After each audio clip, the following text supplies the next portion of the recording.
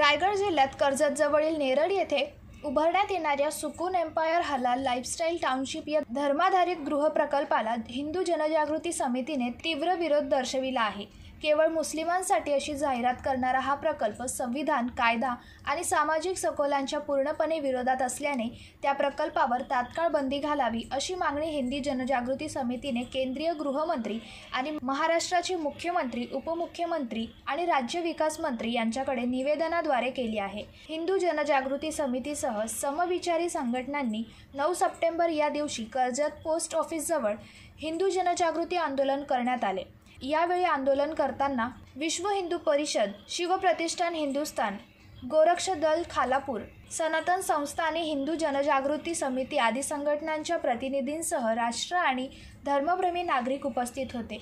रायगड जिल्ह्यातल्या कर्जत या ठिकाणी सुकून एम्पायर याच्यामध्ये हलाल लाईफस्टाईलची एक टाउनशिप उभी राहते आहे।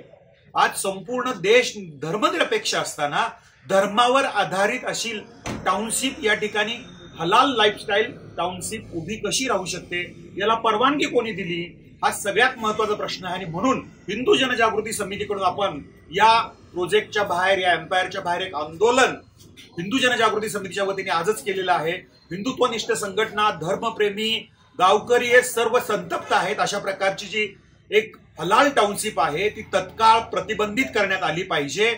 याला NHRCच्या सूचनेनुसार याला परवानगी नेमकी कोणी दिलेली आहे हे पाहिलं पाहिजे याच्यामध्ये। त्याचबरोबर जो रेरा आहे, महारेरा आहे, यांनी जे डेव्हलपर आहेत, विकासक आहेत, त्यांची लायसन्स रद्द केली पाहिजे।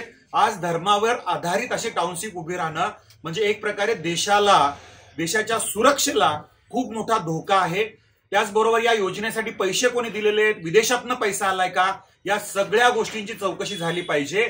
आणि या प्रकारची टाउनशिप जी हलाल लाईफस्टाईल टाउनशिप होते आहे याला तत्काळ बंदी आणली पाहिजे अशी मागणी महाराष्ट्र शासनाकडे हिंदू जनजागृती समितीच्या वतीने आम्ही करतोय। अमोल कांबळे, जनशक्ती, नवी मुंबई।